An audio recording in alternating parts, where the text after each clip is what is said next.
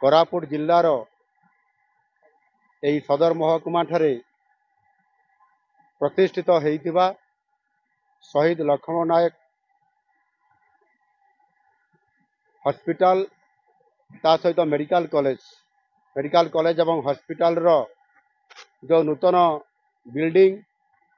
जोटा कि 650 शज्या विशिष्ट ताहार आज उद्घाटन करागला।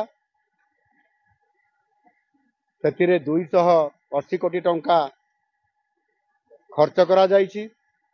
ये प्रथम फेज रे एवं द्वितीय फेज रे मध्य जहाँकि गोटे एक ताकू ये हॉस्पिटल संगरे कैंसर हॉस्पिटल मध्य गोटे प्रतिष्ठा होगापी जाउछि एवं अन्यान्य जो आनुषंगिक जो प्रतिष्ठान गुड़िक ये कॉलेज प्रीमिसेस भितर मध्य होगापी जाउछि। प्राय 330 कोटी टंकार एथिरे बजेट रे प्रावधान अछि। ता आगामी दिन में खूब शीघ्र ताकू मध्य पूर्णांग करा जाई परिबो। आहु एथिरे ये नुआ हॉस्पिटल रे जो प्रकार आमर व्यवस्था करा जाइछि भित्तिभूमि सहित एथिरे नुआ जो आधुनिक चिकित्सा जो सिस्टम रे करा जिवो तार समस्त व्यवस्था करा जाइछि। सेतिरे ऑक्सीजन प्लांट मध्य करा जिवार व्यवस्था या भितरे अछि एवं एक कॉलेज एवं हॉस्पिटल को doctor paramedical staff nursing staff अन्यान्य जो कर्मचारी अछंती ताकू पूरा करा जिवो। सेतिपाई आमे प्रथम पर्याय रे डाक्तर एवं किछि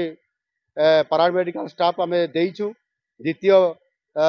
पर्याय रे भी मध्य आमे देइछु एवं तृतीय पर्याय रे जोटा आगामी 2 मास भितरे या जो डाक्तर मानकर पदवी खाली अछि डेंटिस्ट मानकर पदवी खाली अछि ताकू भी पूरण करा जिवो एवं ता सहित जो भित्तिभूमि क्षेत्र में जो गुड़िक अभाव अच्छी ताकू भी खूब शीघ्र या आमे पूर्णांग करिया पई जाउछु। विशेष करिकी एथिरे आज मु कहिया पई चाहूची जे विशेष करिकी 2014 मसिया पर ठारू जेतेबेले माननीय यशस्वी प्रधानमंत्री नरेंद्र मोदी जी ए देशर नेतृत्व नेले से दिन ठारू स्वास्थ्य क्षेत्र में भित्तिभूमि को प्राधान्य देवा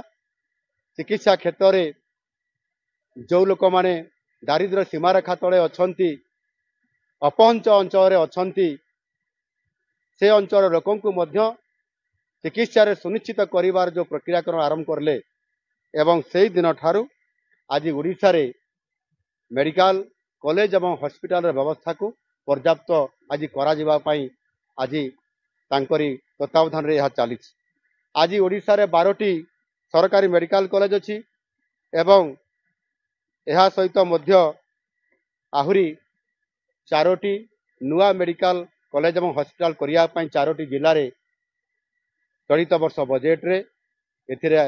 घोषणा करा जायछि एवं तार आर्थिक व्यवस्था मध्य करा जाउछि। एगुडी को हला जो नुआ 4टी हॉस्पिटल कॉलेज एवं हॉस्पिटल हेबो ढेंकानाल जगतसिंहपुर भद्रक एवं यही अविभक्त कोरापुट जिलार नुआ जिला होइतबा अपन नवरंगपुर जिला। एणु निश्चित भाव रे एथिरे आगामी दिन में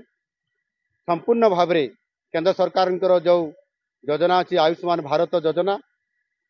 आयुष्मान भारत प्रधानमंत्री जन आरोग्य योजना सहित गोपबंधु जन आरोग्य योजना जोटा कि राज्य सरकार मिलित ये कोलाबोरेशन रे होउची एवं ताहा सहित मध्य 70 वर्षर ऊर्ध्व वयस्क लोक मानकर पई आयुष्मान वयोबंधन योजना एथिरे संलग्न करा जायछि जो थिरे कि 70 वर्षर जो बुढ़ा बुढ़ी लोक माने अछंती समानकु मध्य स्वतंत्र भाव रे एक कार्ड दिया जाय तांकु मध्य 5 लाख टंकार चिकित्सा मागणार सुविधा देवार ये व्यवस्था आज डबल इंजन सरकार द्वारा